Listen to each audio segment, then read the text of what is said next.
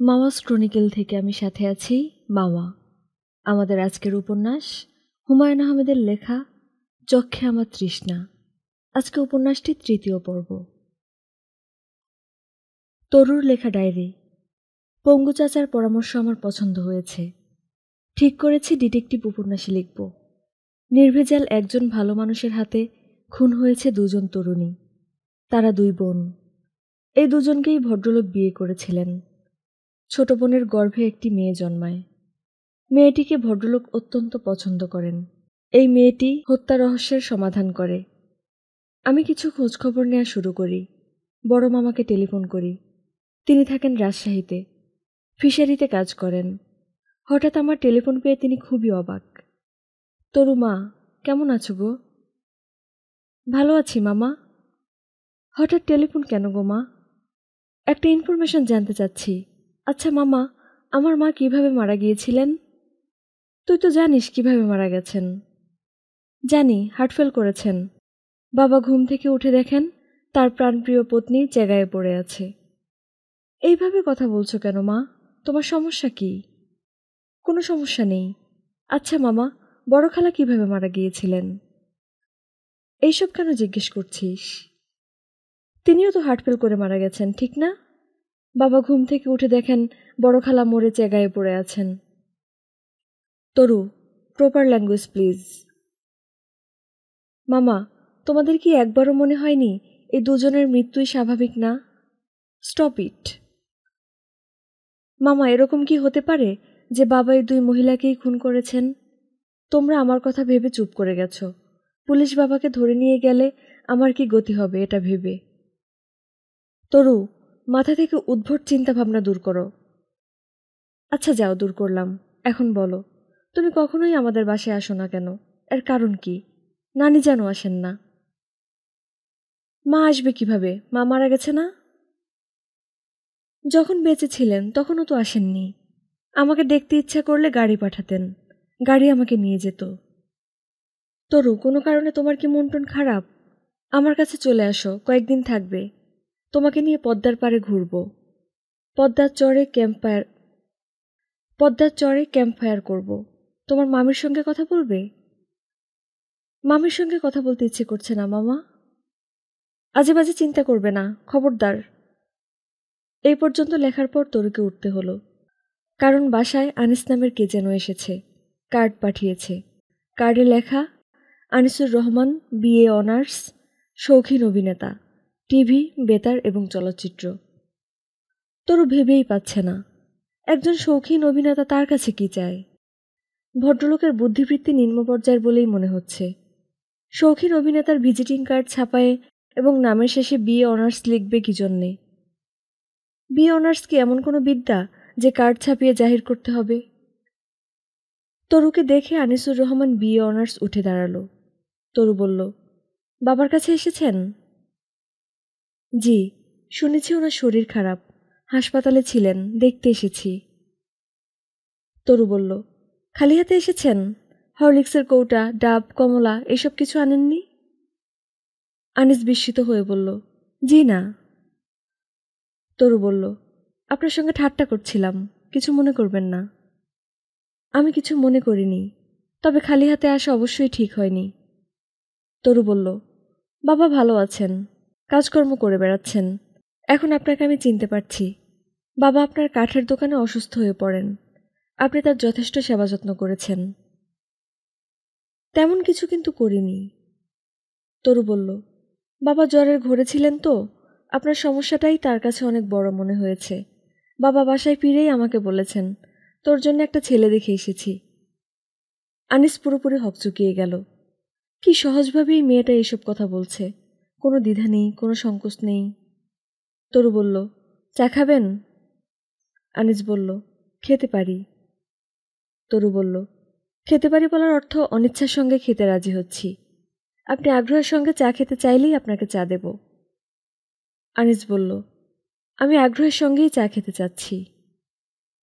তরু বলল, আপনি হয়তো ভেবেছেন চা খেতে খেতে কিছুক্ষণ আমার সঙ্গে গল্প করবেন, তা হচ্ছে না। আমি এক্ষুনি আপনার কাছ থেকে বিদায় নিয়ে চলে যাব। কাজের মেয়ে আপনাকে চা দেবে, আপনি একা একা চা খাবেন। উঠে চলেও যেতে পারবেন না।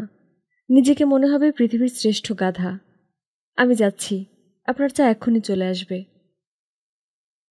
আনিসকে চা দেয়া হয়েছে। সে চায়ের কাপে চুমুক দিচ্ছে। সত্যি সত্যি নিজেকে সে পৃথিবীর শ্রেষ্ঠ গাধা ভাবছে। একটাই সান্ত্বনা, মেয়েটা তাকে চমকে দিয়েছে। কিছুক্ষণের জন্য হলেও এরকম একটা মেয়ের সঙ্গে কথা বলার আনন্দ তুচ্ছ করার মতো না। তরু ছাদে এসেছে। ওসমান সাহেব হুইল চেয়ারে ছাদে ঘুরপাক করছেন। তিনি তরুকে দেখেই বললেন, হ্যালো মিস্ট্রি। তরু বলল, হ্যালো। কিছু বলতে এসেছ নাকি এমনি সৌজন্য সাক্ষাৎ? তরু বলল, আমি ডিটেকটিভ উপন্যাস লেখা শুরু করেছি। Very good. ধার করা উপন্যাস? ধার করা মানে? আপনার প্লটটা নিয়ে লিখছি। এক ভদ্রলোকের হাতে 2 স্ত্রী খুন। তিনি তৃতীয় একজনকে বিয়ে করার প্রস্তুতি নিচ্ছেন। তখনই গল্পের শুরু। Interesting plot. তরু বলল, ইন্টারেস্টিং প্লটে আপনার ভূমিকাটা বুঝতে পারছি না। ওসমান বললেন, আমার ভূমিকা মানে? ডিটেকটিভ উপন্যাসে আপনিও একটা চরিত্র। আপনাকে কিভাবে ফিট করব বুঝতে পারছি না। আমাকে ফিট করার দরকার কি? এত বাড়িঘর থাকতে আপনি আমাদের এখানে থাকতে এলেন কেন? বাবার সঙ্গে আপনার সম্পর্কটা কি? বাবা অবশ্যই আপনার বন্ধু মানুষ না। বাবাকে কখনোই আপনার সঙ্গে গল্প করতে দেখি না। দুজনের যোগাযোগটা কিভাবে হলো? তোমার উপন্যাসে এইসব তথ্য দরকার? অবশ্যই দরকার। ওসমান দীর্ঘ নিঃশ্বাস ফেলে বললেন, খুঁজে বের করো। একজন ডিটেকটিভ এই কাজটাই করেন। তরু বলল, আপনি কি আমার মা বা বড় খালাকে চিনতেন? তোমার মাকে চিনতাম। তরু বলল, আপনি কি আপনার স্ত্রীর টেলিফোন নাম্বার দেবেন? আমি তার সঙ্গে কথা বলবো। কি কথা বলবে? ঠিক আছে, যে কথা বলতে ইচ্ছে করে বলো, টেলিফোন নাম্বার দিচ্ছি। তরু বলল, আপনার অস্বস্তি বোধ করার কোনো কারণ নেই। আমি আপনার সামনেই কথা বলবো। কে? আমার নাম তরু। তরুটা কে? ওসমান চাচা আমাদের বাড়ির ছাদে থাকেন। আমার বাবার নাম খালেক। কি চাও তুমি? অনেকদিন আপনি আসেন না, এজন্য টেলিফোন করছি। আবির কি ভালো আছে? হ্যাঁ, সে ভালো আছে। রাখি কেমন? এখন একটু ব্যস্ত, বাসায় গেস্ট। ওসমান বলল, ডিটেকটিভ কর্মকাণ্ডে কিছু পেয়েছ? কোনো ক্লু? তরু বলল, পেয়েছি। কি পেয়েছ? একজন ডিটেকটিভ কারোর সঙ্গে ক্লু শেয়ার করেন না। ওসমান বললেন, শায়লা মেয়েটা তোমাদের বাড়িতে কি স্থায়ী হয়ে গেছে? তরু বলল, সেরকমই মনে হচ্ছে। খালেক রাতে খেতে বসে বললেন, আনিস এসেছিল? তরু বলল, হ্যাঁ। ছেলে কেমন? ভালো। খালেক বললেন, এরকম একটা ছেলের সন্ধানেই আমি আছি। Good person, very good person. আমি খোঁজ লাগিয়েছি। কি খোঁজ? 24 ঘন্টা আমার স্পাই তার পিছে ঘুরবে। কোথায় যায়, কি করে, কাদের সঙ্গে মিশে, সব খোঁজ আনবে। যদি দেখি সব ঠিক, তাহলে বিসমিল্লাহ, শুভ বিবাহ। তোর আপত্তি আছে? না। তোর নিজের পছন্দের কেউ থাকলেও হিসাবে ধরব। আছে কেউ? আছে। খালেক ভুরু কুঁচকে বললেন, কে সে, কি করে? টিচার। তোদের পড়ায়? হুম, চর্যা স্যার। আমাদের চর্যাপদ পড়ায়, বিবাহিত, 4 ছেলে মেয়ে। বড় মেয়েটার বিয়ে হয়েছে। খালেক মেয়ের দিকে বেশ কিছু সময় তাকিয়ে থাকলেন। মেয়ের ঠাট্টা তামাশা করার বাজে স্বভাব হয়েছে, বাবার সঙ্গেও ঠাট্টা তামাশা। তিনি খাবারে মন দিলেন। তরু, কোপ্তা কে রেঁধেছে? শায়লা ভাবি।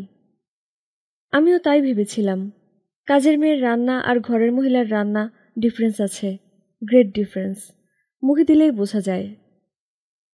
তরু বলল, ভালো রান্না বেশি দিন খেতে পারবে না বাবা। শায়লা ভাবি যে কোনো দিন চলে যাবে। কোথায় যাবে? তার স্বামী তাকে আয় তুতু করে ডাকবে, সে ছুটে চলে যাবে। খালেক বললেন, এই মহিলা কোনোদিনই যাবে না। কিছু জিনিস বোঝা যায়। এই মহিলার শিকড় এই বাড়িতে বসে গেছে। ওই দিন দেখলাম ফার্নিচার ঝাড়পোছ করছে, যেন নিজের বাড়ি। তোমার জন্য তো ভালোই। কি ভালো? তরু বিচিত্র ভঙ্গিতে হাসল। খালেক মেয়েকে কঠিন কিছু কথা বলতে গিয়েও বললেন না। যে মেয়ের বিয়ের কথা হচ্ছে তাকে কঠিন কথা বলা যায় না। জামান বারান্দায় মোড়ার উপর শিরদাঁড়া বাঁকিয়ে অদ্ভুত ভঙ্গিতে বসা। তার সামনে আরেকটা মোড়া, সেখানে টিফিন ক্যারিয়ারের সকালের নাস্তা, ছোট লাল ফ্লাস্কে চা। সঞ্জু ভীত ভঙ্গিতে একটু দূরে দাঁড়ানো। প্রতিবারই নাস্তা নিয়ে তাকে দুলাভাইয়ের কঠিন কথা শুনতে হয়। আজ মনে হয় আরও বেশি শুনতে হবে।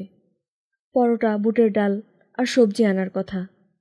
সে এনেছে সবজি আর ডিমের অমলেট, বুটের ডাল পায়নি।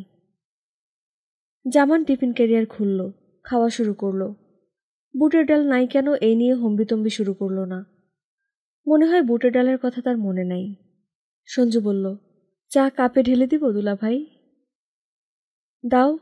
চিনি ছাড়া এনেছ তো? জি। চা কাপে ঢালতে গিয়ে সমস্যা হলো, কিছু চা মেঝেতে পড়ে গেল। সঞ্জু নিশ্চিত দুলাভাই এখন গর্জে উঠে বলবেন, সামান্য কাজটাও ঠিকমতো করতে পারো না। সেরকম কিছু বলল না, বরং চায়ের কাপে চুমুক দিয়ে জামান তৃপ্তির শব্দ করল। চা কোত্থেকে এনেছ? বিসমিল্লা হোটেল?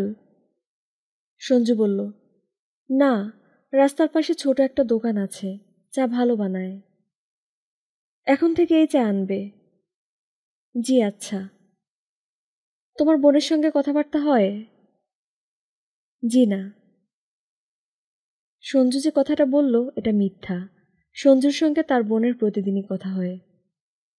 জামান বলল, যদি কোনোদিন ওই মাগির সঙ্গে কথা বলতে দেখি তাহলে টান দিয়ে জিহ্বা ছিঁড়ে ফেলব, এটা যেন মনে থাকে। জি আচ্ছা। আমার চোখের সামনে ওই মেয়ে অন্য লোকের বাড়িতে উঠে গেল। বাজারের মেয়ের যতটুকু লজ্জা শরম থাকে তার তো তাও নাই। ঠিক বলেছি কিনা বলো? জি। কি শাস্তি দেয়া যায় বলো, তুমিই বলো। তোমার স্ত্রী যদি এরকম ঘটনা ঘটাতো তুমি কি করতে? জানি না দুলাভাই। দুলাভাই দুলাভাই করবে না, আমি আর তোমার দুলাভাই না। জি আচ্ছা। বেশ্যা মেয়েটাকে এমন এক শাস্তি দিতে হবে যেন মৃত্যুর আগ পর্যন্ত মনে থাকে। পাড়ার মাস্তান ছেলেগুলোকে দিয়ে রেপ করালে কেমন হয়? ৬-৭ জন মিলে রেপ করলে জন্মের শাস্তি হয়ে যাবে। ঠিক বলেছি? সঞ্জু জবাব দিল না। জামানের চায়ের কাপ শেষ হয়েছে। সঞ্জু আবার কাপে চা ঢেলে দিল। ফ্লাস্কে ৩ কাপ চা ধরে। জামান খায় ২ কাপ, শেষ কাপটা সঞ্জুর। জামান সিগারেট ধরাতে ধরাতে বলল, তুমি এক কাজ করো, মাগিটার কাছে যাও, তাকে বলো শেষ সুযোগ কানে ধরে আমার সামনে ১০ বার উঠবোস করবে, চাটা দিয়ে আমার জুতার ময়লা খাবে। একবার চাটলেই হবে, আমি অতীত ভুলে যাব। এখন বলবো? হ্যাঁ, এখনই যাও। খালেক সাহেব হাসপাতাল থেকে ফিরেছেন? জি। ওনার সামনে বা ওনার মেয়ের সামনে কিছু বলবে না, আড়ালে ডেকে নিয়ে বলবে, সময় বেঁধে দিবে। যদি ফিরে আসতে চায় তাহলে সকাল ১০টার মধ্যে আসতে হবে। আর একটা কথা বলবে, সেটা হলো রাগের মাথায় তালাক কোনো তালাক না, সে যেন ভেবে না বসে যে তালাক হয়ে গেছে। সঞ্জু বের হয়ে গেল। যেমন পুরোপুরি নিঃসন্দেহ শায়লা এক্ষুনি চলে আসবে, তার যাবার কোনো জায়গা নেই। খালেক সাহেব বাসা থেকে বের করে দিলে প্রথম কয়েকদিন থাকবে ফুটপাতে, তারপর স্থান হবে চন্দ্রিমা উদ্যানে। নিজের ভাই হবে দালাল, কাস্টমার ধরে আনবে, দরদাম ঠিক করবে। শায়লা বলল, এখন যেতে বলেছে? সঞ্জু বলল, সকাল ১০টার মধ্যে যেতে বলেছে, তুমি যাবে? অন্যের বাড়িতে কতদিন থাকবো? সঞ্জু বলল, ১০ বার কানে ধরে উঠবোস করতে হবে, জুতা চাটতে হবে, তারপরেও যাবে? শায়লা বলল, আমি নিরুপায়। তুই নিজেই বল, আমরা দুজনই নিরুপায় না? সঞ্জু কিছু বলল না, চোখ মুখ শক্ত করে দাঁড়িয়ে রইল। বড় বোনের গালে চড় দিতে ইচ্ছা করছে, তা সম্ভব না, বড় বোন মায়ের অধিক। শায়লা উঠে দাঁড়ালো। সঞ্জু বলল, তরুকে কিছু বলে যাবে না? শায়লা বলল, না, ওকে বললে ও হয়তো যেতে দিবে না, নানান কথা বলবে। কি দরকার? তোর দুলাভাই কি বলেছে? কানে ধরে ১০ বার উঠবোস আর জুতা চাটলেই হবে? হুম। জানালা দিয়ে দেখলাম বারান্দায় বসে নাস্তা খাচ্ছে। এখন মেজাজ কেমন? ভালো। শায়লা বলল, তুই আমার সঙ্গে আসবি না, একটু পরে আয়, তোর সামনে কানে ধরে উঠবোস করতে লজ্জা লাগবে। সঞ্জু বলল, তুমি একাই যাও, আমি ১০ মিনিট পরে আসব। সঞ্জু বাড়ির ছাদে উঠে গেল। ওসমান সাহেবের কিছু লাগবে কিনা খোঁজ নেবে। প্রতিদিন সকালে সে এই কাজটা করে। মাসের শেষে ওসমান সাহেব 500 করে টাকা দেন। টাকাটা সে খরচ করে না, জমায়। সে তার তোশকে একটা ফুটো করেছে টাকা জমানোর জন্যে। সিঁড়িঘরের সামনে সঞ্জু থমকে দাঁড়ালো। তরু চা খেতে খেতে ওসমান সাহেবের সঙ্গে গল্প করছে। ওসমান সাহেবের হাতেও চা। দুজনের মুখ হাসি হাসি। সঞ্জুর হঠাৎ প্রচণ্ড মেজাজ খারাপ করল। কোমর ভাঙাই বুড়োর এত কি গল্প তরুর সঙ্গে। সঞ্জু যেখানে দাঁড়িয়েছিল সেখান থেকে একটু সরে গেল। এখন আর তরু বা ওসমান সাহেব তাদের দেখতে পাবেন না, অথচ সে দরজার ফাঁক দিয়ে ঠিকই দেখবে। ওসমান বললেন, আজ তোমাকে অন্য দিনের চেয়েও বেশি আনন্দিত মনে হচ্ছে, কারণ কি? তরু বলল, কারণ আজ আমাকে দেখতে আসবে। দেখতে আসবে মানে কি, বিয়ের কনে দেখা? ছেলে করে কি? কাঠুরিয়া, কাঠ কাটে। ওসমান বললেন, টিম্বার মার্চেন্ট? তরু বলল, ভদ্র ভাষায় তাই। বাবার ওনাকে খুবই পছন্দ। ছেলের নাম আনিস। আনিস? তরু বলল, হ্যাঁ আনিস। আমার খুবই অপছন্দের নাম। আমাদের ক্যান্টিনের বয়ের নাম আনিস। তার প্রধান চেষ্টা কোনো এক আপার গায়ের সঙ্গে হাত লাগিয়ে দেয়া যায় কিনা। ভাবটা এরকম যে ভুলে লেগে গেছে। ওসমান বললেন, বয়কে দোষ দিয়ে লাভ নেই। সমাজের অনেক গুরুত্বপূর্ণ ব্যক্তির এই স্বভাব আছে। তরু হঠাৎ প্রসঙ্গ পাল্টে গলা নিচু করে বলল, আনিস সাহেব বিকেলে চা কোথায় খাবেন জানেন?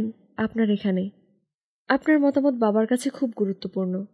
কাজেই আপনি আনিস সাহেবকে ভালো মতো লক্ষ্য করবেন, তার আইকিউ এর অবস্থা বুঝবেন। তুমি বিয়ে করতে চাচ্ছ?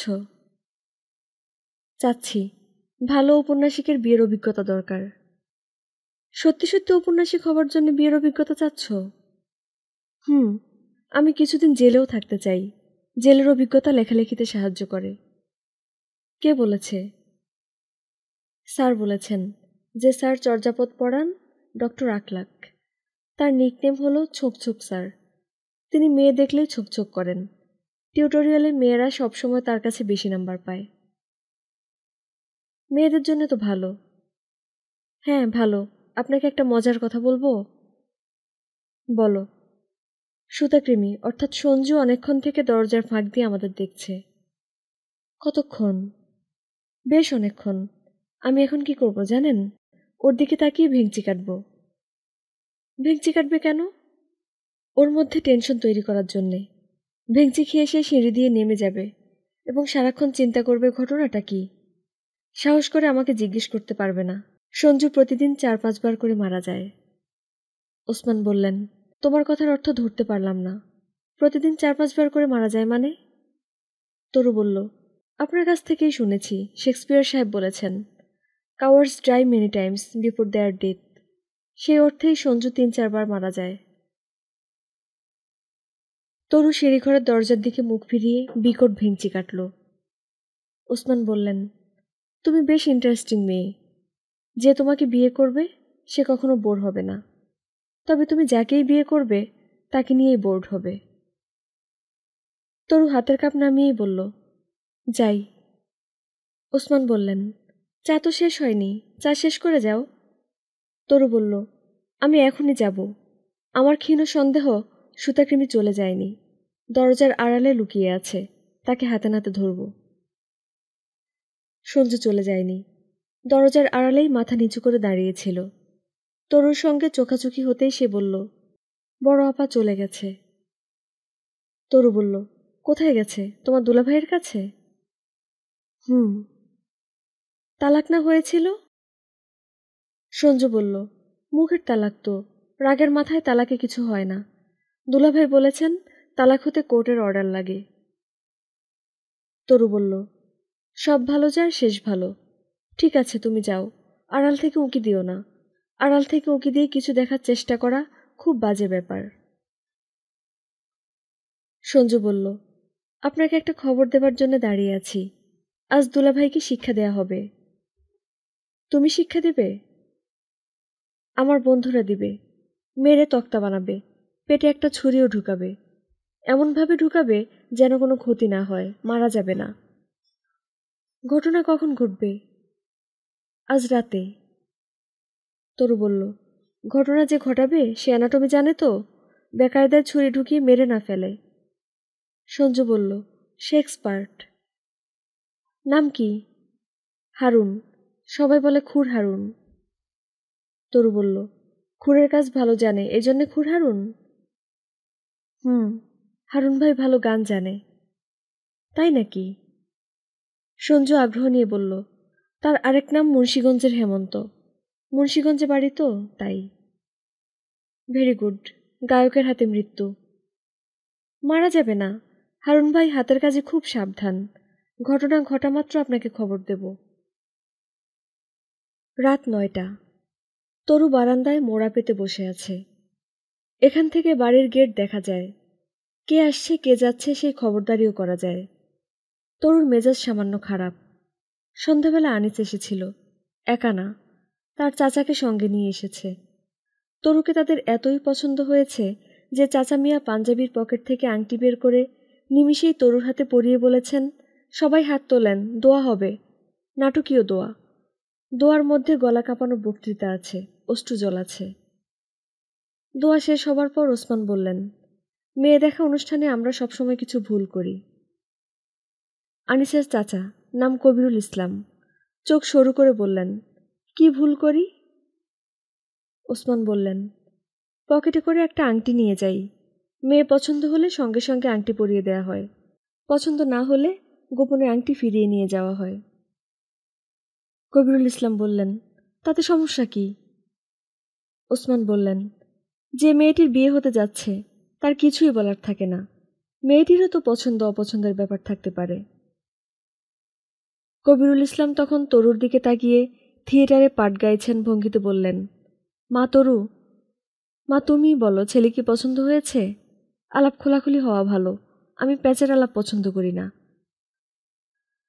তরু সবাইকে চমকে দিয়ে স্পষ্ট গলায় বলল, বাবা যাকে পছন্দ করেছেন আমি তাকে কখনো অপছন্দ করব না। কবিরুল ইসলাম বললেন, মাশাআল্লাহ, মা তোমার কথা শুনে আনন্দ পেয়েছি। কথাবার্তা এরকমই হওয়া উচিত, পরিষ্কার। সবাই আরেকবার হাত তোলেন, দোয়া হবে। তরুর হবু স্বামী এই পর্যায়ে বলল, চাচা দোয়া তো একবার হয়েছে, আবার কেন? কবিরুল ইসলাম বললেন, দোয়া তো ভাত খাওয়া না, একবার ভাত খেয়েছি, পেট ভরে গেছে, আর খাওয়া যাবে না। দোয়া 10 বার করা যায়। দ্বিতীয় দফার দোয়া আরও আবেগময় হল। দোয়ার মধ্যে আনিসের বাবা মার কথা চলে এলো। এই শুভক্ষণে তার বড় ভাই আমিরুল ইসলাম জীবিত নাই। পরীর মতো ছেলের বউ দেখে যেতে পারল না। আনিস নামের যুবকটিকে তরুর আসলেই পছন্দ হয়েছে। গম্ভীর ধরনের চেহারা, নির্বোধ তেলতেলে চেহারা না। জিন্সের প্যান্টের উপর আকাশি রঙের পাঞ্জাবি পরেছে, দেখতে ভালো লাগছে। তরু সবার জন্য চা নিয়ে এসেছে। সবার চা ঠিকঠাক বানানো, শুধু আনিস নামের মানুষটার চায়ে শেষ মুহূর্তে এক টুকরা বরফ দিয়ে দিয়েছে। তার দেখার ইচ্ছা ছিল হিমশীতল চা খেয়ে মানুষটা কি করে। সে কি বলবে চাটা ঠান্ডা, নাকি এক চুমুক খেয়ে রেখে দিবে, নাকি কিছুই হয়নি এমন ভঙ্গিতে চা খেয়ে শেষ করবে। আনিস চায়ের কাপে একটা চুমুক দিয়ে চমকে তরুর দিকে তাকিয়ে কাপ রেখে দিল।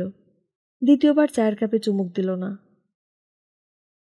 আংটি পরানো অনুষ্ঠান এবং দ্বিতীয় দফা দোয়ার পর কবিরুল ইসলাম তরুর দিকে তাকিয়ে বললেন, মাগো, তোমরা দুজন যদি প্রাইভেট কোনো কথা বলতে চাও ছাদে হাঁটতে হাঁটতে কথা বলো, আমরা কাবিন নিয়ে প্রিলিমিনারি আলোচনা করি। তারা দুজন ছাদে চলে এলো। আনিস সঙ্গে সঙ্গে পকেট থেকে সিগারেট বের করে সিগারেট ধরাতে ধরাতে বলল, বাঁচলাম। তরু বলল, আপনি কি গরম এক কাপ চা খেতে চান? না থ্যাংক ইউ। তরু বলল, প্রাইভেট কোনো কথা থাকলে বলুন। আনিস বলল, হুইল চেয়ারে বসা ভদ্রলোক কে? বাবার বন্ধু। আনিস বলল, ভদ্রলোক সারাক্ষণ তোমার দিকে তাকিয়েছিলেন, এর কারণটা কি? তরু বলল, আপনি সারাক্ষণ ওই ভদ্রলোকের দিকে তাকিয়েছিলেন, এর কারণটা আগে বলুন।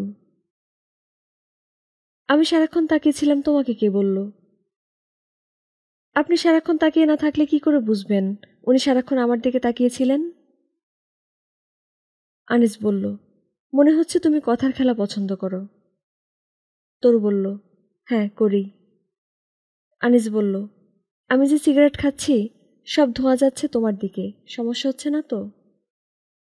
তরু সহজ গলায় বলল, আমি নন স্মোকার হলে সমস্যা হতো, আমিও সিগারেট খাই। বলো কি? এমন চমকে উঠলেন কেন? যে জিনিস ছেলেরা খেতে পারে তা মেয়েরাও পারে, আমাকে একটা সিগারেট দিন। আনিস বিস্মিত গলায় বলল, সত্যি সিগারেট খাবে? হ্যাঁ, খাবো। হঠাৎ ছাদে যদি কেউ আসে? এলে দেখবে আমরা দুজন পাশাপাশি দাঁড়িয়ে সিগারেট ফুঁকছি। আনিস সিগারেটের প্যাকেট বের করল। তরু সহজ ভঙ্গিতেই সিগারেট নিয়ে ধরালো, লম্বা টান দিয়ে বলল, বাবার বন্ধু ওই পঙ্গু মানুষটার নাম ওসমান। তিনি একা থাকেন। কালে ভদ্রে তার স্ত্রী তাকে দেখতে আসেন। আর্ট কলেজের এক তরুণী তাকে ছবি আঁকা শেখাতো। তার বিয়ে হয়ে গেছে, সেও আসে না। জৈবিক কারণেই এখন এই বৃদ্ধ যে কোনো তরুণীর দিকে মুগ্ধ চোখে তাকাবে, তাই না? আনিস বলল, তুমি এসব কি বলছো? তরু বলল, উনি কেন অপলক দৃষ্টিতে আমার দিকে তাকিয়েছিলেন সেটা ব্যাখ্যা করলাম। আমাকে আংটি পরিয়ে দেবার ব্যাপারটা ওনার একেবারেই পছন্দ হয়নি। এখন বুঝতে পারছেন? আনিস বলল, বুঝতে পারছি, তুমি অদ্ভুত মেয়ে। আমি একজন ঔপন্যাসিক। ঔপন্যাসিকটা কিছুটা অন্যরকম হন, এটাই স্বাভাবিক। ঔপন্যাসিক মানে তুমি উপন্যাস লিখছ নাকি? হুম, একটা ডিটেকটিভ উপন্যাস লিখছি। ছাপা হয়েছে? না, বিয়ের পর স্বামীর পয়সায় ছাপব। প্রকাশকরা নতুন লেখকের লেখা ছাপে না। আনিস ইতস্তত করে বলল, কিছু মনে করো না, আমাকে কি তোমার পছন্দ হয়েছে? তরু বলল, না। না কেন? আপনার সঙ্গে বিয়ে হলে আপনি আমাকে সিগারেট খেতে দেবেন না। কেউ আমার দিকে তাকালে ঈর্ষায় জ্বলে যাবেন। আপনার সঙ্গে জীবনযাপন হবে যন্ত্রণার। আমাকে আরেকটা সিগারেট দিন। ভ্যাবলার মতো তাকিয়ে থাকবেন না। আমি সুনীল গঙ্গোপাধ্যায়ের মতো চেইন স্মোকার। সুনীল গঙ্গোপাধ্যায়কে চেনেন তো? কবি এবং ঔপন্যাসিক। আনিস বলল, এখন সিগারেট খাওয়াটা ঠিক হবে না। যে কোনো মুহূর্তে চাচা বের হয়ে আসবেন। সিগারেট হাতে তোমাকে দেখলে ধাক্কার মতো খাবেন। আপনি ধাক্কা খাচ্ছেন না? কিছুটা তো খাচ্ছি। তরু হাসি হাসি মুখে বলল, আংটি খুলে দেব? খুলে দেই? গোপনে পকেটে করে নিয়ে চলে যান। আনিস কিছু বলার আগেই তার চাচা বের হয়ে এলেন। আনন্দিত গলায় বললেন, মাগো, যাই। মোটামুটি সব ফাইনাল করে গেলাম, বাকি আল্লাহর ইচ্ছা। তরু ঘড়ি দেখল। তার হাতে ঘড়ি নেই, মোবাইল ফোন। ফোন টিপে ঘড়ি দেখা। এখন বাজছে 11:20। সঞ্জুর দুলাভাইকে গেট খুলে বাসায় ফিরতে দেখা যাচ্ছে। তার এক হাতে দড়িতে বাঁধা কিছু সাগর কলা, অন্য হাতে ব্রাউন পেপারের ব্যাগ। তার পেটে কেউ ছুরি বসায়নি। দুলাভাইকে দেখে সঞ্জু ছুটে এসে হাতের বাজার নিয়ে ঘরে ঢুকে গেল। দুলাভাইকে সুস্থ অবস্থায় দেখে সে আনন্দিত না দুঃখিত তা এত দূর থেকে বোঝা যাচ্ছে না। তরু আরও কিছুক্ষণ বারান্দায় বসে থাকবে নাকি ঘরে ঢুকে উপন্যাসে হাত দেবে বুঝতে পারছে না। নতুন উপন্যাস শুরু করার চেয়ে ছোট গল্প লেখাটা মনে হয় সহজ। আশেপাশে যা ঘটছে তা নিয়ে ছোট গল্প। একটা গল্পের নাম কোণে দেখা। সেখানে একটি মেয়েকে পছন্দ করে হাতে আংটি পরিয়ে দেয়া হবে। তারপর দেখা যাবে মেয়েটা ড্রাগ এডিক্ট।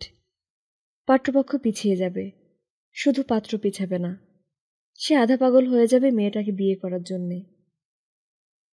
চিন্তা শেষ করার আগেই সঞ্জু উপস্থিত হলো। তরু বলল, ঘটনা তো ঘটে নাই। সঞ্জু বলল, আগামী বুধবার ঘটবে। আজ হারুন ভাইয়ের একটা জরুরি কাজ পড়ে গেছে। ওনার বড় বোনের মেয়েটা খাট থেকে পড়ে মাথায় ব্যথা পেয়েছে, তাকে হাসপাতালে নিতে হয়েছে। বাচ্চাটার বয়স 1.5 বছর। হারুন ভাই তাকে খুবই পছন্দ করেন।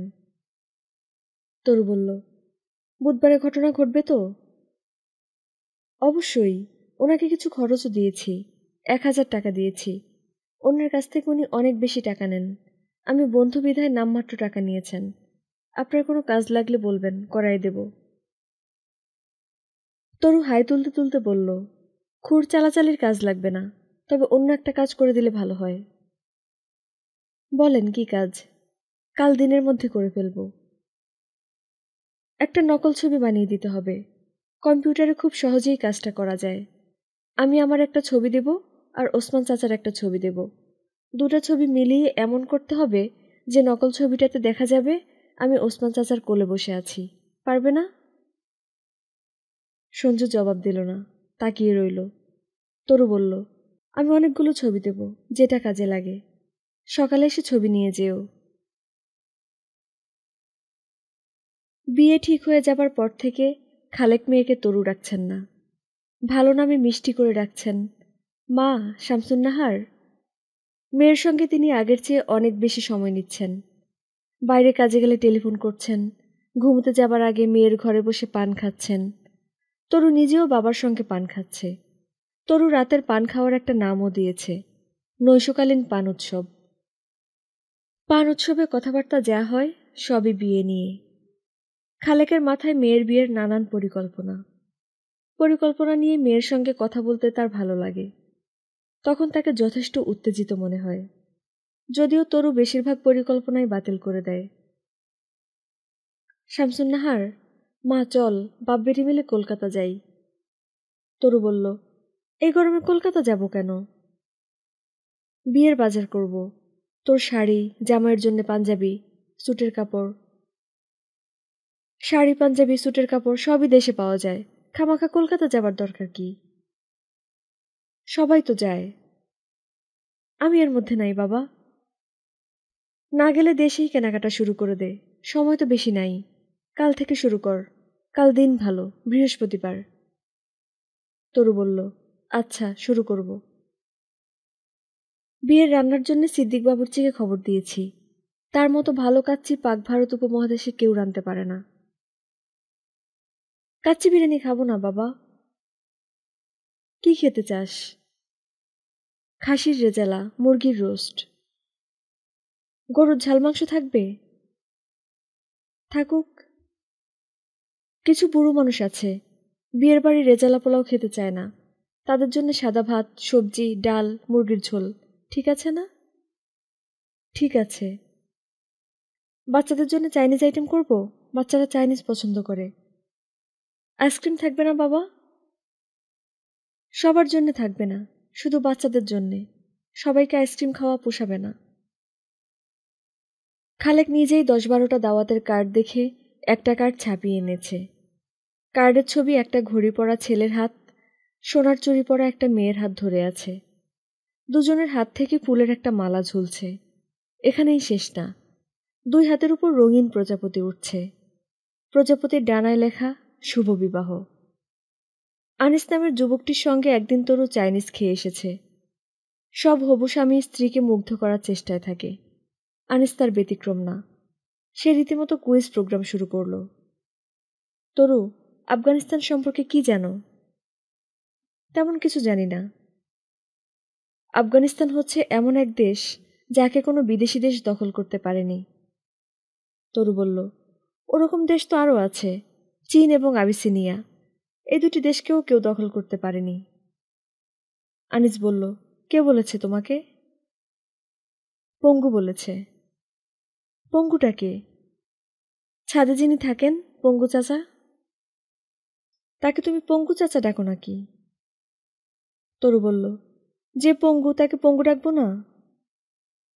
খাবার চলে এসেছে। আনিস আবারও কুইজ প্রোগ্রামে চলে গেল। তরু, চাইনিজ রান্নায় বিশেষত্ব কি জানো? তরু বলল, বিশেষত্ব হচ্ছে ঠান্ডা হলে এই খাবার খাওয়া যায় না। আনিস বলল, ভালো ধরেছ। তরু বলল, আপনি কি বলতে পারবেন ঠান্ডা হলে কেন এই খাবার খাওয়া যায় না? না। তরু বলল, চাইনিজ খাবারে মনোসোডিয়াম গ্লুটামেট নামের লবণ দেয়া থাকে। ঠান্ডা হলে লবণটা জমাট বেঁধে যায়, খাবারের স্বাদ নষ্ট করে দেয়। আনিস বলল, কে বলেছেন, তোমার পঙ্গু চাচা? হুম। তিনি কি তোমার টিচার নাকি? জ্ঞানী মানুষ সবারই টিচার। আপনি তার কাছে গেলে আপনাকেও তিনি অনেক কিছু শেখাবেন। আনিস বলল, বুড়োটার নাম আমার সামনে উচ্চারণ করবে না। বুড়োটাকে কেন জানি সহ্য করতে পারছি না। বুড়ো ছাড়া অন্য যে কোনো প্রসঙ্গ নিয়ে আলাপ করো। তোমার একটা লেখা আনতে বলেছিলাম, এনেছ? এনেছি, গল্প এনেছি। গল্পের নাম সিন্দাবাদের দৈত্য। রূপকথার গল্প? আধুনিক রূপকথার গল্প। মুখে বলবো? বলো। তরু বলল, অল্প বয়সী একটা মেয়ে একজন বৃদ্ধের প্রেমে পড়েছে। কঠিন প্রেম। মেয়েটা বুদ্ধিমতী, সে বৃদ্ধকে বিয়ে করবে না, কিন্তু প্রেমের কারণে বৃদ্ধটাকে ঘাট থেকে ফেলতেও পারছে না। বুড়োটা এখন তার কাছে সিন্দাবাদের দৈত্য। গল্পের আইডিয়া সুন্দর না? আনিস শুকনো মুখে বলল, হুম। তরু বলল, গল্পের শেষটা বলবো? মেয়েটা চায়ের সঙ্গে সায়ানাইড মিশিয়ে বুড়োটাকে খেতে দেয়। সায়ানাইড? হ্যাঁ, cyanide, potassium cyanide. Chemical formula হচ্ছে KCN। জানেন, আমার কাছে 1 কৌটা পটাশিয়াম সায়ানাইড আছে, 10 গ্রামের মতো। আমার এক বান্ধবী কেমিস্ট্রি পড়ে, তার কাছ থেকে নিয়েছি। নিজে কখনো খাবো না, অন্যদের খাওয়াবো। আনিস বলল, এখন আমি মোটামুটি নিশ্চিত যে তুমি বিয়েটা ভেঙে দেবার চেষ্টা করছো। সরাসরি বলো তো তুমি কি চাও? বিয়েটা হোক? না। কারণ কি ওই পঙ্গু বুড়ো, সিন্দাবাদের ভূত? হুম। চা দিতে বলুন তো, দুপুরে খাবার পর আমি সবসময় চা খাই। আনিস গম্ভীর মুখে চায়ের অর্ডার দিল। তরু বলল, আপনি তো কিছুই খাননি। আনিস বলল, আমার খাবার নিয়ে তোমাকে চিন্তা করতে হবে না, চা শেষ করো, চলো তোমাকে বাসায় নামিয়ে দিই। তরু, আরেকটা কথা শোনো, বিয়ে কিন্তু আমি ভাঙব না। বিয়ে ভাঙতে হলে তোমাদের ভাঙতে হবে। তরু বলল, আমি একজন বুড়ো মানুষের প্রেমে খাবি খাচ্ছি, এটা শুনেও বিয়ে ভাঙবেন না? আনিস বলল, না, কারণ তুমি বুড়োর প্রেমে খাবি খাওয়ার মেয়ে না। আমার সঙ্গে জটিল খেলা শুরু করেছ। আমি যথেষ্ট বেকুব বলে খেলাটা ধরতে পারছি না। ভালো কথা, তোমার ওই ছেলে এসেছিল আমার কাছে। কোন ছেলে? নাম সঞ্জু। 2টা ছবি নিয়ে উপস্থিত। একটাতে তুমি বুড়োটার কোলে বসে আছো, আরেকটাতে বুড়ো তোমার গলা জড়িয়ে ধরে আছে। ফটোশপের কাজ, খুবই খারাপ হয়েছে, দেখেই বোঝা যায় নকল ছবি। ছবি দেখার পর আপনি কি করলেন? আমি ওই ছেলের গলা চেপে ধরলাম, এমন চাপ দিলাম যে তার চোখ কোঠর থেকে বের হবার জোগাড়। সঙ্গে সঙ্গে সব স্বীকার করল। কোন ফটোগ্রাফারের দোকান থেকে কাজটা করেছে তার নাম বলে চোখের পানি নাকের পানিতে একাকার। আপনি তো মহাগুন্ডা। মহাগুন্ডা না, ছোটখাটো গুন্ডা। চলো উঠি। তরু বলল, আপনার তাড়া থাকলে আপনি চলে যান, আমি আরও কিছুক্ষণ বসবো। পরপর 4 কাপ চা খাবো। এদের চাটা খুব ভালো হয়েছে। আপনি এই ফাঁকে আমার গল্পটা পড়ে ফেলুন। তরু চা খাচ্ছে। বিরক্ত মুখে আনিস গল্প পড়তে শুরু করেছে। গল্পের নাম সিন্দাবাদের দৈত্য না, নাম মুন্সীগঞ্জের হেমন্ত। 18-19 বছরের একটা ছেলে যে হেমন্তের মতো গান গায়, কন্ট্রাক্টে মানুষের পেটে ছুরি বসিয়ে দেয়। গল্প শেষ করে আনিস বলল, খুবই সুন্দর গল্প, বিশ্বাসই হচ্ছে না তোমার লেখা। গল্পটা দিয়ে নাটক বানালে অসাধারণ নাটক হবে। আমি করব মুন্সীগঞ্জের হেমন্তের রোল। তরু, তুমি নাটক লিখতে পারো? না, আমার চা খাওয়া শেষ, আমি এখন উঠব। আনিস আগ্রহ নিয়ে বলল, কিছুক্ষণ বসো, গল্প করি। তরু বলল, একজন লেখকের সঙ্গে আমার অ্যাপয়েন্টমেন্ট আছে। উনি একটা হোটেলে আছেন, হাতে কলমে আমাকে গল্প লেখা শেখাবেন। এই কাণ্ড যে তিনি করবেন তা লেখকের স্ত্রী জানেন না, তবে তাকে খবর দেয়া হয়েছে। তিনি যথাসময়ে উপস্থিত হবেন। আমার ধারণা তিনি লেখককে কানে ধরে নিয়ে যাবেন। অসাধারণ একটা দৃশ্য। আপনি দেখতে চাইলে হোটেল করিডোরে দাঁড়িয়ে দেখতে পারেন। কি বলছো তুমি? আপনার মোবাইল টেলিফোনে ক্যামেরা আছে না? ফটাফট কয়েকটা ছবি তুলতে পারেন। তোমার কথা আমার এক বিন্দু বিশ্বাস হচ্ছে না।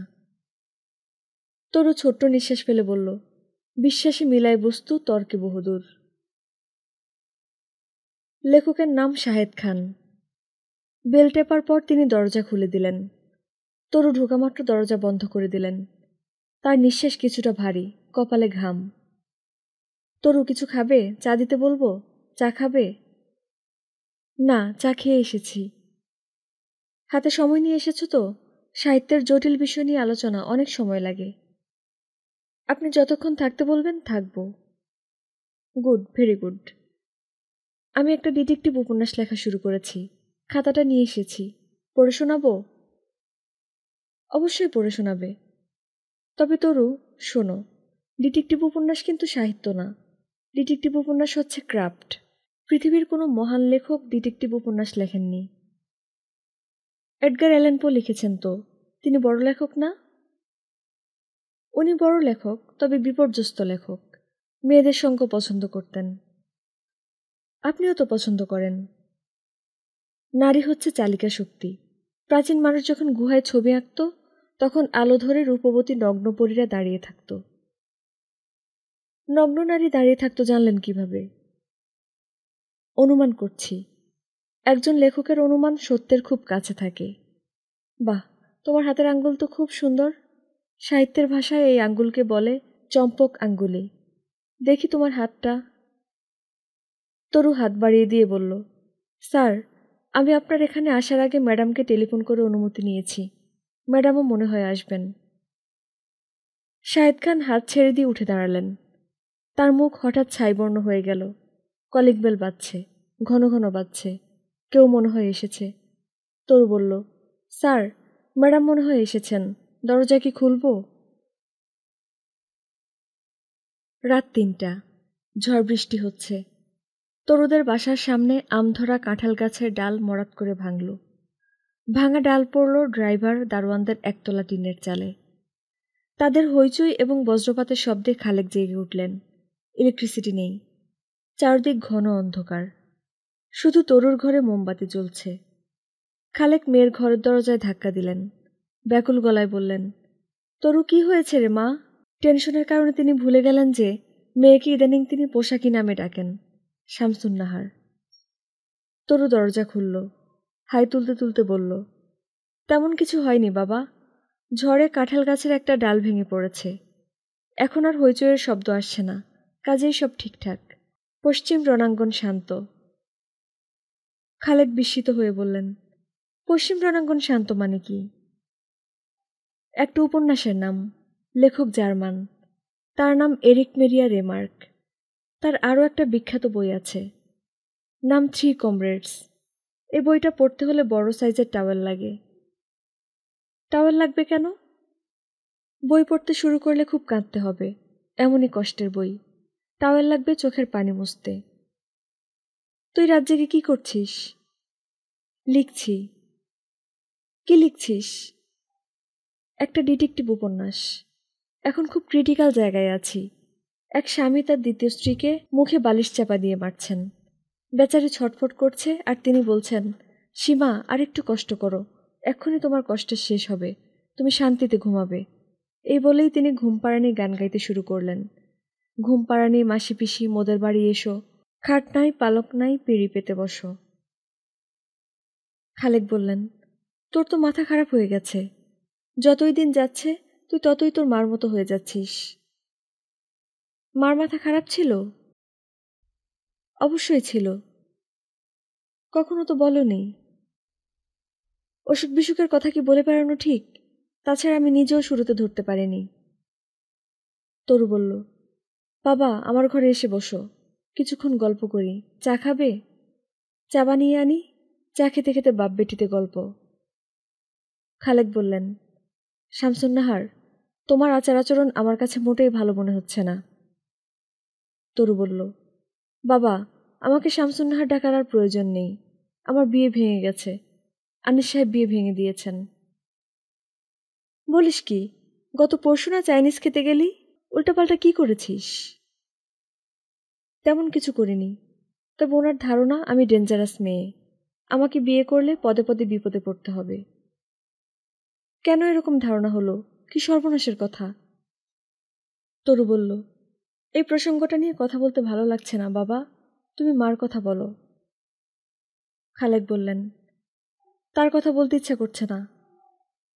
তরু বলল, তাহলে পঙ্গু চাচার কথা বলো। পঙ্গু চাচাটা কে? ওসমান চাচা। তাকে তুই পঙ্গু ডাকিস? বাবা সরি, হঠাৎ হঠাৎ ডাকি। খালেকের বিস্ময়ের সীমা রইল না।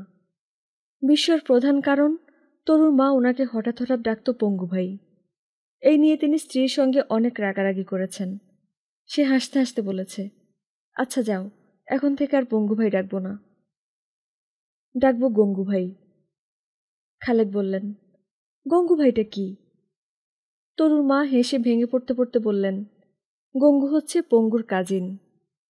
মহিলার কথাবার্তার কোনো ঠিক ঠিকানা ছিল না। তরু অবিকল তার মার মতো হয়েছে। তার কথাবার্তারও কোনো ঠিক ঠিকানা নেই। মা ছাড়া সংসারে বড় হয়েছে, কিছু সমস্যা তো হবেই। তাই বলে এতটা? তার বিয়ে ভেঙে গেছে বলে যা বলছে তাও মনে হয় ঠিক না। খালেক ঠিক করলেন, সকালে নাস্তা খেয়েই তিনি আনিসের কাছে যাবেন। গোলমাল কিছু হয়ে থাকলে ঠিক করবেন। ঘরের মোমবাতি তলানিতে চলে এসেছে। তরু নতুন মোম আনতে গেছে, ফিরতে দেরি করছে। খালেক অস্থির বোধ করছেন। বাবা নাও, চা খাও। চা বানাতে গিয়ে দেরি করেছি। মোমবাতি পাস নাই? পেয়েছি, জ্বালাবো না। অন্ধকারে তোমার সঙ্গে গল্প করব। বাবা তুমি জানো, অন্ধকারে মিথ্যা কথা বলা যায় না। জানি না তো, কে বলেছে? সাইকিয়াট্রিস্টরা বলেছে। পুলিশের যাবতীয় ইন্টারোগেশন এই কারণেই রাতে হয়। চা খেলে রাতের ঘুমের দফারফা হবে। তারপরেও খালেক চায়ে চুমুক দিলেন। মোম নিভে গেছে। হঠাৎ অন্ধকার হবার জন্যেই কি বৃষ্টির শব্দ শোনা যাচ্ছে? তরু বলল, বাবা তোমার কাছে একটা ইনফরমেশন চাই। মামার বাড়ি কেউ কখনো এ বাড়িতে আসেন না কেন? খালেক বললেন, সেটা তারা জানে কেন আসে না। তাদেরকে কোলে করে এ বাড়িতে আনার তো কোনো আমার দরকার নাই। আমি তাদের খাইও না, পড়িও না। মোমবাতি জ্বালা। মোমবাতি ছাড়া অন্ধকারে বসে থাকতে ভালো লাগছে না, নিজেকে চোর চোর লাগছে। তরু মোমবাতি জ্বালালো। আর তখনই বসার ঘরের দরজায় ডাকাত পড়ার মতো শব্দ হতে লাগল। দরজা ভেঙে ফেলার মতো অবস্থা। খালেক উঠে গেলেন। মোমবাতি হাতে পেছনে পেছনে গেল তরু। দরজা খুলে দেখা গেল সঞ্জু তার বোনকে নিয়ে এসেছে। বোন থরথর করে কাঁপছে, অপ্রকৃতস্থের মতো তাকাচ্ছে, তার মুখ দিয়ে ফেনা ভাঙছে। খালেক বললেন, কি হয়েছে? সঞ্জু বলল, দুলাভাই মারা গেছেন। কি সর্বনাশ, কখন মারা গেছে? সঞ্জু বলল, কখন মারা গেছেন জানি না, এইমাত্র মোবাইলে খবর এসেছে কে যেন তার পেটে ছুরি মেরেছে। লোকজন ধরাধরি করে হাসপাতালে নিয়ে গেছে, সেখানে মারা গেছেন। খালেক হতভম্ব গলায় বললেন, ইন্না লিল্লাহি ওয়া ইন্না ইলাইহি রাজিউন। ড্রাইভারকে গাড়ি বের করতে বলো, চলো হাসপাতালে যাই। ধৈর্য ধরো, বিপদে ধৈর্যের মতো কিছু নাই। ইলেকট্রিসিটি চলে এসেছে, বৃষ্টি থামেনি। তরু বারান্দায় ইজি চেয়ারে বসে বৃষ্টি দেখছে। 4টার মতো বাজে। কিছুক্ষণের মধ্যেই সকাল হবে। তরু ঠিক করেছে বারান্দায় বসেই আজ সকাল হওয়া দেখবে। একজন ঔপন্যাসিকের সকাল হওয়া দেখা খুব জরুরি। সে কখনো সকাল হওয়া দেখেনি। তার ঘুম 9টার আগে ভাঙে না। রবীন্দ্রনাথ নিশ্চয়ই সূর্য ওঠার আগেই ঘুম থেকে উঠতেন। আয়োজন করে জোড়াসাঁকোর ঠাকুরবাড়ির বারান্দায় বসে সূর্য ওঠা দেখতেন। কিছুক্ষণ জিম ধরে বসে থেকে বিখ্যাত সব কবিতা লিখতেন, যেগুলি পাঠ্য হয়ে যেত। আজি এ প্রভাতে রবির কর, কেমনে পশিল প্রাণের পর, কেমনে পশিল গুহার আধারে প্রভাত পাখির গান। কবিতা ছাপিয়ে কাজের মেয়ের গলা পাওয়া গেল। আপা, আপনি এইখানে? আমি সারা বাড়ি খুঁজতেছি। এত ঘটনা যে ঘটছে আমি কিছুই জানি না। ঝড় তুফান যে হয়েছে এই খবরও নাই। আপা, মার্ডার না কি হয়েছে? হুম। কেমন দেশে বাস করি দেখছেন আপা, পথে ঘাটে মার্ডার। চা খাবেন আপা? খেতে পারি। গত কাইলি লোকটারে দেখছি চায়ের কাপে টোস্ট বিস্কুট ডুবাইয়া চা খাইতেছে। আইজ মার্ডার। বারান্দায় বসে আছেন কেন আপা? বৃষ্টি ছিট আসতেছে। আসুক, তুমি চা নিয়ে এসো। সঞ্জুদের বাসার দরজা খোলা। ভেতরে হঠাৎ আলো জ্বলে উঠল। কেউ যেন সুইচ টিপে বাতি জ্বালালো। ওই বাসায় কেউ নেই, সবাই হাসপাতালে। তাহলে বাতি কে জ্বালাবে? ঘরের ভেতর থেকে কুচকুচে কালো রঙের একটা বিড়াল এসে বারান্দায় আলোতে বসেছে। এই বিড়ালটাকে তরু আগে দেখেনি, মনে হচ্ছে ভৌতিক বিড়াল। বিড়ালটাই কি ঘরের ভেতরে বাতি জ্বালিয়ে বারান্দায় এসে আলোতে বসেছে? এডগার অ্যালান পোর বিড়াল। আপা, চা নেন, মোবাইলটা ধরেন, একটু পরে পরে বাজতাছে। তরু চায়ের কাপ এবং মোবাইল হাতে নিল। কাজের মেয়ে বলল, কারেন্ট আসছে আফা, বারিন্দার বাতি জ্বালাই দেব? তরু বলল, না। সে চায়ের কাপে চুমুক দিল। বিড়ালটা তাকাচ্ছে তার দিকে। তরু ছোট্ট নিঃশ্বাস ফেলল। বিড়ালটাকে ঘিরে যে রহস্যময়তা তৈরি হয়েছিল তার অবসান হয়েছে। কারেন্ট এসেছে বলেই সঞ্জুদের ঘরের বাতি জ্বলে উঠেছে।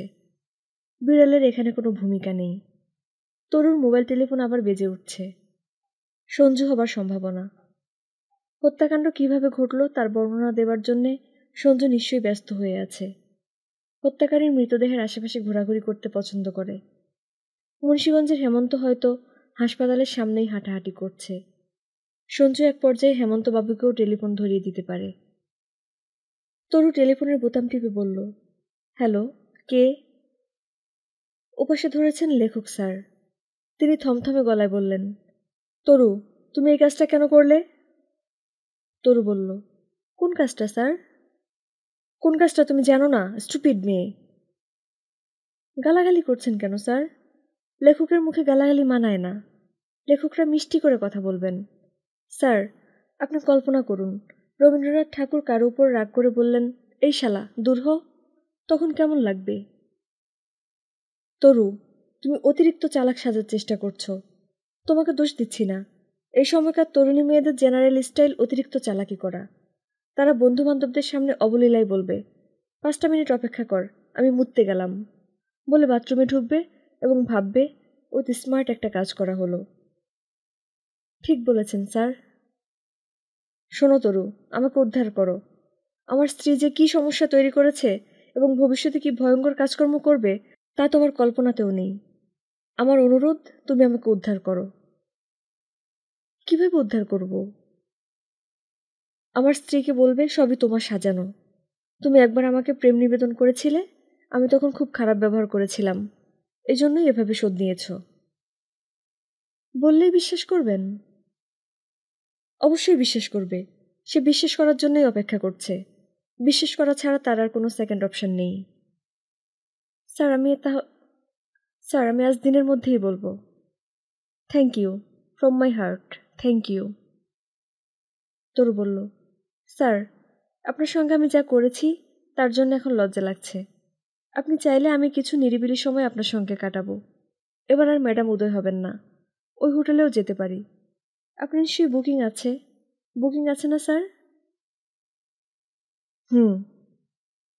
তরু গলা নামিয়ে বলল, ম্যাডাম স্বপ্নেও ভাববেন না যে ঘটনার পরদিনই আপনি আবার হোটেলে যাবেন এবং কাউকে ডেকে পাঠাবেন, স্যার আজকে আসবো। তোমার কথা বিশ্বাস করতে পারছি না। স্যার, বিশ্বাসী মিলাই বস্তু তর্কে বহুদূর। আপনি ইশারা করলেই আমি আসব। আগে তুমি তোমার ম্যাডামের সঙ্গে কথা বলো, তারপর ঠিক করো। যদি কথা বলে ঠিক করতে পারি তাহলে কি আসবো? কখন আসবো বলুন? বিকেলের দিকে আসতে পারো, ইফ ইউ রিয়েলি ওয়ান্ট। বিকাল মানে কখন? সময়টা বলুন। হঠাৎ তুমি এত ব্যস্ত হলে কেন? আপনার উপর যে অন্যায়টা আমি করেছি তার প্রতিকার করতে চাই। তাছাড়া স্যার, আমি আপনার চোখে তৃষ্ণা দেখেছি। লেখকের চোখের তৃষ্ণা খুব খারাপ জিনিস। চোখের তৃষ্ণা নিয়ে লেখক লিখতে পারেন না। তুমি 4টা থেকে 5টার মধ্যে চলে এসো। Thank you sir. Taru telephone নামিয়ে ছোট্ট নিঃশ্বাস ফেলল। বৃষ্টি থেমে গেছে। আকাশে ভোরের আলো ফুটছে। তরু আগ্রহ নিয়ে ভোর হওয়া দেখছে। খালেক বিকালের মধ্যে সব ঝামেলা মিটিয়ে ফেললেন। ডাক্তারের রিপোর্ট, সুরত হাল, কবর দেওয়ার জন্য ওসি সাহেবের অনুমতি সব জোগাড় হয়ে গেল। আজিমপুর গোরস্থানে কবর দিয়ে তিনি বাসায় ফিরে মোটামুটি হাসি মুখে তরুকে বললেন, কড়া করে 1 কাপ চা দে তো মা, চা খেয়ে গরম পানিতে হেভি গোসল দেব। তরু বলল, বাবা, তোমাকে আনন্দিত মনে হচ্ছে কেন? খালেক বললেন, অস্বাভাবিক মৃত্যু কত ভয়াবহ এটা জানিস? নানান ফ্যাকরা। পুলিশ থাকে টাকা খাওয়ার ধান্দায়। তাদের সামাল দেয়া বিরাট ব্যাপার। তরু বলল, তুমি এন এক্সপার্ট হেডমাস্টারের মতো সব ঝামেলা শেষ করে দিয়েছ। কংগ্রেচুলেশনস। খালেক সরু চোখে মেয়ের দিকে তাকিয়ে রইলেন। মেয়ের তাকানোর ভঙ্গি, কথাবার্তার ভঙ্গি সবই কেমন অদ্ভুত লাগছে। তরু বাবাকে চা এনে দিল, মগ ভর্তি চা। তরু বলল, আরাম করে চা খাও বাবা, গিজার কাজ করছে না। চুলায় গরম পানি হচ্ছে। 10 মিনিট পরেই গোসল করতে পারবে। এই 10 মিনিট আমার সঙ্গে গল্প করো। কি গল্প করব? পঙ্গু চাচা তোমার বাড়িতে কেন থাকেন? তার টাকা পয়সা ভালোই আছে, তারপরও এখানে কেন পড়ে আছেন? এই ব্যাপারটা বলো। খালেক বললেন, আজকের দিনে এসব কথা কেন তুলছিস? তরু বলল, প্রায়ই তুলতে চাই, তোলা হয় না। অনেকগুলি খটকা নিয়ে বড় হয়েছি তো বাবা, খটকা ভালো লাগে না। কি খটকা? এই যেমন পঙ্গু চাচা এত জায়গা থাকতে তোমার বাড়ির ছাদে কেন থাকেন, এটা ছাড়াও খটকা আছে। আর কি? মার এবং খালা দুজনের মৃত্যুদিন তুমি ঘটা করে করো, মিলাদ হয়, কাঙালি ভোজ করো, এবং তোমার বিখ্যাত তওবা অনুষ্ঠান হয়। তওবার বিষয়টা আমি বুঝতে পারি না বাবা। তওবা কেন? তুমি কি বড় কোনো পাপ করেছ? ভালো কথা। পানি মনে হয় গরম হয়েছে, তুমি গোসল করতে যাও। খালেক বাথরুমের দিকে রওনা হলেন। তিনি অপ্রকৃতিস্থের মতো পা ফেলছেন। একতলা থেকে শায়লা চিৎকার করে কান্নার আওয়াজ আসছে। তার ঘরের দরজা জানালা বন্ধ, তারপরেও আওয়াজ আসছে। বন্ধ দরজার সামনে সঞ্জু মোড়ায় মাথা নিচু করে বসে আছে। মৃত মানুষের বাড়িতে আত্মীয় অনাত্মীয় অনেকে ভিড় করে। এই বাড়ি খালি। দুপুরে ভাড়া করা ট্যাক্সি করে 2 মহিলা এসেছিলেন। অল্প কিছুক্ষণ থেকে সেই ট্যাক্সিতেই বিদায় নিয়েছেন। তরু বারান্দা থেকে সঞ্জুকে ইশারায় ডাকল। সঞ্জু আসছে। তার হাঁটার ভঙ্গি দেখে মনে হচ্ছে নিতান্ত অনিচ্ছায় আসছে। সঞ্জু মাথা নিচু করে তরুর সামনে দাঁড়িয়ে আছে। একবারও চোখ তুলে তাকাচ্ছে না।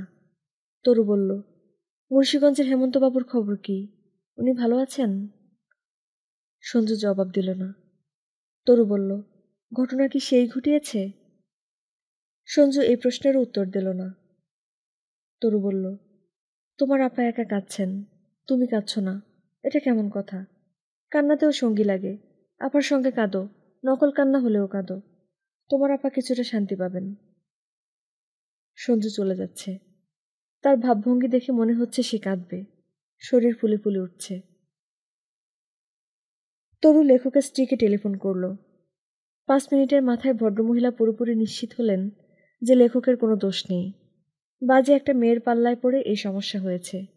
তিনি তরুকে ক্ষমা করে দিলেন এবং বললেন, এরকম কাজ সে আর যেন না করে। তরু কাঁদতে কাঁদতে বলল, আর কখনো করব না ম্যাডাম। ম্যাডাম বললেন, তুমি একদিন বাসায় এসে আমার সঙ্গে 1 কাপ চা খেয়ে যাবে। তরু বলল, জি আচ্ছা ম্যাডাম। আমি তোমাদের মতো মেয়েদের সমস্যাটা যে বুঝি না তা না, বুঝি। ওর লেখা পড়ে মাথা ঠিক থাকে না, না থাকাই স্বাভাবিক। ঠিক আছে, কান্না বন্ধ করো, আমি পুরোপুরি তোমাকে ক্ষমা করে দিয়েছি। তরু এরপর টেলিফোন করল আনিসকে। মিষ্টি করে বলল, আমি তরু। আনিস বলল, নাম বলতে হবে না, টেলিফোনে তোমার নাম্বার উঠেছে, বলো কি ব্যাপার। আপনি কি আমার ছোট্ট একটা কাজ করে দেবেন? কি কাজ? আমার স্বামী হিসেবে 5 মিনিট অভিনয় করতে পারবেন?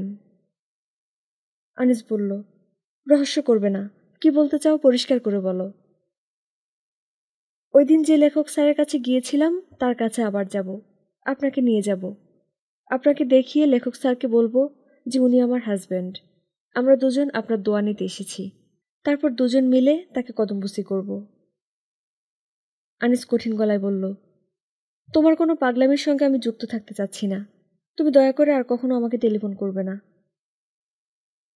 জি আচ্ছা, আংটিটা ফেরত নিতে আসবেন না? আংটি তুমি নর্দমায় ফেলে দাও। তরু বলল, এরকম কঠিনভাবে কথা বলছেন কেন? সম্পর্ক শেষ হয়ে গেলেই যে কঠিন কঠিন কথা বলতে হয় তা তো না। আমরা বন্ধুর মতো থাকতে পারি। আপনার যে কোনো সমস্যায় আমি থাকব, আমার সমস্যা আপনি থাকবেন। আনিস বলল, তোমার কি ওই লেখকের কাছে যেতেই হবে? তরু বলল, হ্যাঁ। আনিস বলল, কখন? বিকাল 4টা থেকে 5টার মধ্যে। আনিস বলল, ঠিক আছে, আমি আসছি, স্বামীর ভূমিকা অভিনয় করে আসব। তরু বলল, সত্যিকার স্বামী হিসেবে গেলে কেমন হয়? প্রথমে আমরা দুজন কাজী অফিসে গেলাম, বিয়ে করলাম, সেখান থেকে গেলাম লেখক স্যারের কাছে, আপনাকে পরিচয় করিয়ে দিলাম, উনি আমার হাজব্যান্ড। এর বড় একটা সুবিধা আছে। কি সুবিধা? লেখক স্যারকে মিথ্যা কথা বলতে হলো না। লেখকদের কাছে মিথ্যা বললে পাপ হয়। আমি জানি আপনি রাজি না, কিন্তু একটা কথা বললেই আপনি সঙ্গে সঙ্গে রাজি হয়ে যাবেন। আনিস অবাক হয়ে বলল, এমন কি কথা যে বললেই আমি সঙ্গে সঙ্গে রাজি হয়ে যাব? তরু বলল, কথাটা খুবই সাধারণ। আনিস বলল, সাধারণ কথাটা শুনি। তরু বলল, বলতে আমার লজ্জা লাগছে, তারপরেও বলি। আমি রাতে যখন ঘুমোতে যাই তখন আমার বালিশের পাশে একটা বালিশ রেখে দিই এবং কল্পনা করি সেখানে মাথা রেখে তুমি শুয়ে আছো। তরু টেলিফোন ধরে আছে। ওপাশ থেকে কেউ কথা বলছে না। পৃথিবী হঠাৎ শব্দহীন হয়ে গেছে। তরু বলল, তুমি আছো না চলে গেছো? আনিস বলল, তোমাদের বাড়ির পাশেই তো একটা কাজী অফিস আছে, আছে না? তরু বলল, আছে। আমি কি শাড়ি পরে রেডি হব? হ্যাঁ। তরু কাঁদছে, ফুঁপিয়ে কাঁদছে। এই কান্না মিথ্যা কান্না না। তার কান্নার শব্দে খালেক ছুটে এসে বললেন, মা কি হয়েছে? তরু ফোঁপাতে ফোঁপাতে বলল, বাবা, আজ আমার বিয়ে। কাজী অফিসে বিয়ে হচ্ছে। তুমি তৈরি হও। তুমি এবং পঙ্গু চাচা বিয়ের সাক্ষী। খালেক বললেন, কার সঙ্গে বিয়ে? তরু চোখ মুছতে মুছতে বলল, জানি না। কাগজ ছেঁড়ার শব্দে আনিসের ঘুম ভেঙেছে। চোখ না মেলেই সে বলল, তরু কি করছো? তরু বলল, কাগজ ছিঁড়ছি। গল্প উপন্যাস যা লিখেছিলাম সব কুটি কুটি। আনিস ঘুম ঘুম চোখে একবার তাকালো। তরু চেয়ারে বসে আছে, তার সামনে মোমবাতি। সে শুধু যে কাগজ ছিঁড়ছে তা না, কাগজ পোড়াচ্ছেও। আগুন ধরিয়ে টেবিলে রাখা অ্যালুমিনিয়ামের গামলায় ফেলে দিচ্ছে। আগুনের হলুদ আভা পড়ছে তরুর চোখে মুখে। কি সুন্দরী না তাকে লাগছে। মনে হচ্ছে পৃথিবীর সব রূপ নিয়ে বসে আছে রাঙা রাজকন্যা। আনিস বলল, লেখা ছিঁড়ে ফেলছ কেন? তরু বলল, লেখক হবার অনেক যন্ত্রণা, কত কিছু জানতে ইচ্ছে করে।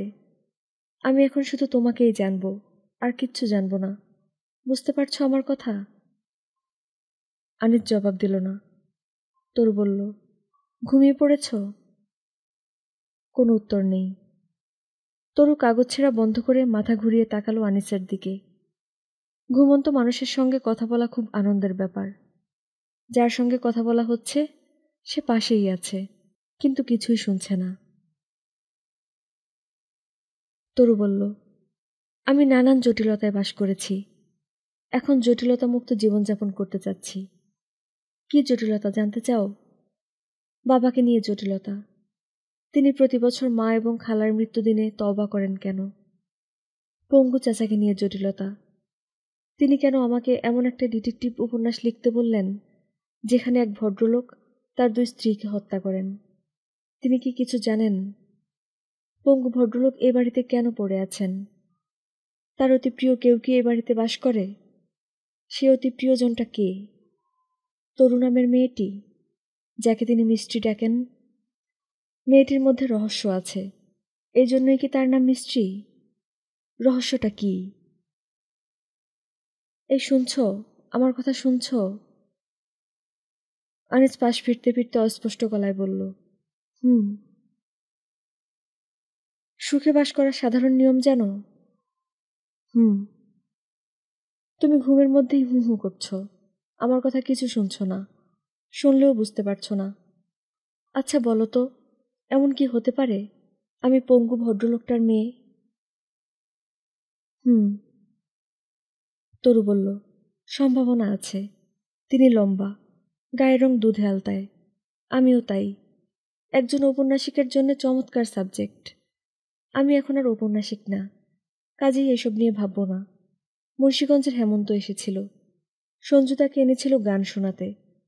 তার গলা আসলেই সুন্দর। চোখ বন্ধ করে শুনলে মনে হয় হেমন্তবাবুই গাইছেন। শিকল চরণে তার হয়েছে নূপুর। আমি মুগ্ধ হয়ে তার গান শুনেছি, একবারও জিজ্ঞেস করিনি। আপনার সঙ্গে কি খুরটা আছে? একটু দেখি তো। আজ দুপুরে বাবাকে দেখেছি গলা নিচু করে সঞ্জুর বোনের সঙ্গে কথা বলছেন। বাবার মুখ হাসি হাসি, ওই মহিলার মুখ হাসি হাসি। ওই মহিলার কোথাও যাবার জায়গা নেই বলে আমাদের সঙ্গেই থাকেন। প্রায়ই ইন্টারেস্টিং রান্না করে বাবাকে খাওয়ান। আজ দুপুরে তিনি রেঁধেছেন কলার থোড়ের বড়া।